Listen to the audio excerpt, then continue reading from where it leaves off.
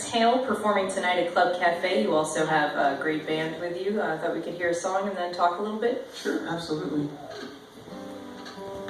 A song called Cautionary Tale.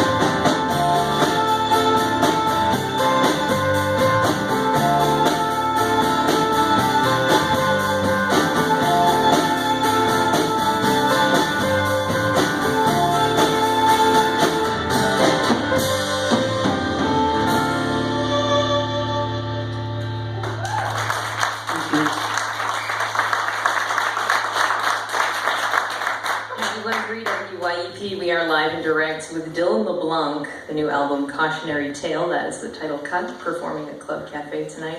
That is such a good song. Thank you. It's one of those songs that like so many people have asked me, like, who is that? This is, and then they like will try to describe what the song sounds like, and it's always, my answer is always LeBlanc. Awesome, thank you. We'll try. That's good. So this is your third album, Cautionary Tale, and you know, a few years ago when you were about 20 years old, you were signed to a major label record deal that you ended up walking away from after two pretty well-received albums. How do you make that kind of decision? Well, it wasn't a major label deal. I'm not sure where that came from. It was just with Rough Trade Records, which is an indie label out of London. And I made the decision really to just not put out any more records for a while, just because I needed a break.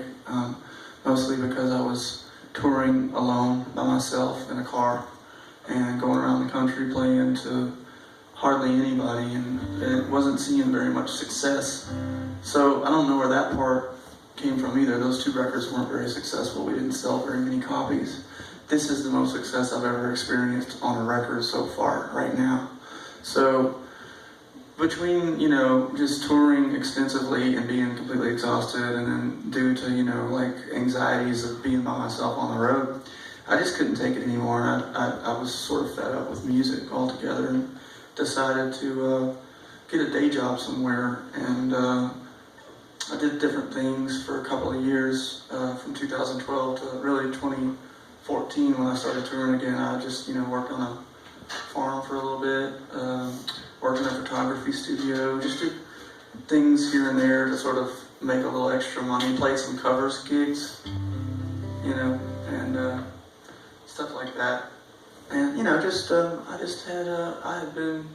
I had tried to do the music, that I wanted to make, and they kept putting me out there by myself or putting me in front of slots with bands that, like, it's hard for an opener to go out there with an acoustic guitar and entertain people when you're playing in front of like this huge band. And everybody's like, get off the stage. These are huge names you're opening for too. Yeah, we did some, the best tour I ever did was with Lucinda Williams, because Lucinda's just super sweet, and she made me feel really right at home, and actually partied with her on my 21st birthday, which was pretty cool. So the new album, Cautionary Tale, the themes on the record are reflective of essentially your recovery from the first 3 or so years of your solo career, which included like lots of touring, hard living, a lot of drinking. Was it difficult to write the songs on Cautionary Tale, and what did you learn about yourself when writing this album? Well, I was, going through a different transformation where I knew that I needed to make some lifestyle changes, and I knew that I couldn't go on living the way I had been living in a state of just complete and total fragmented state of mind that I had, and from being pulled in so many different directions, and I just I always feel the need to please everybody. Like, I think that's like my thing, is like I feel like I want to make everybody happy, but that's one of those things that's just absolutely impossible to do. So you just I'm learning to sort of get comfortable with myself and live day by day, take it one day at a time.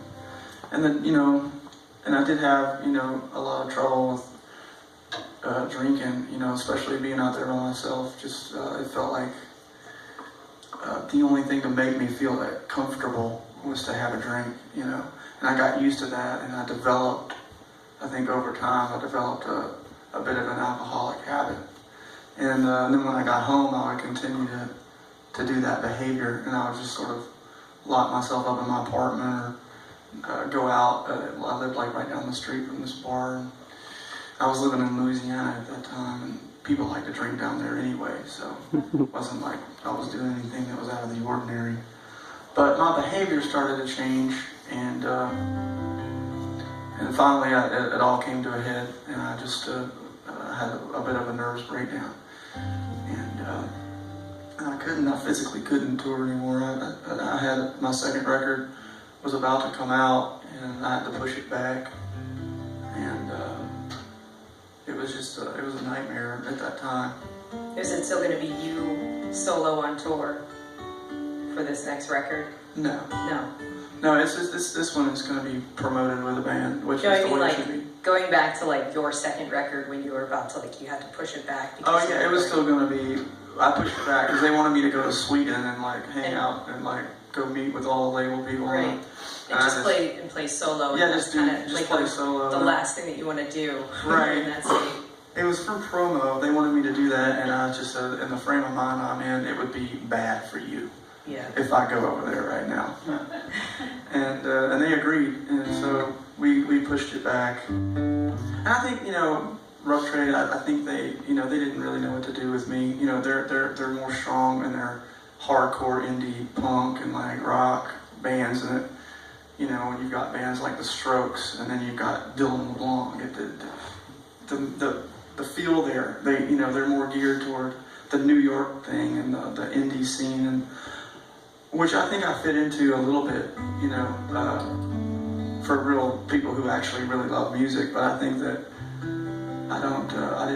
my niche was more geared toward people who are new about the world I was sort of living in. I think it would have been better handled with where I'm at right now, which feels a lot more at home. Well, the new album is fantastic. It's Cautionary Tale from Dylan LeBlanc, performing tonight at Club Cafe with a wonderful band. Do you want to play 2 songs and then we'll come back and talk some more? Sure. That's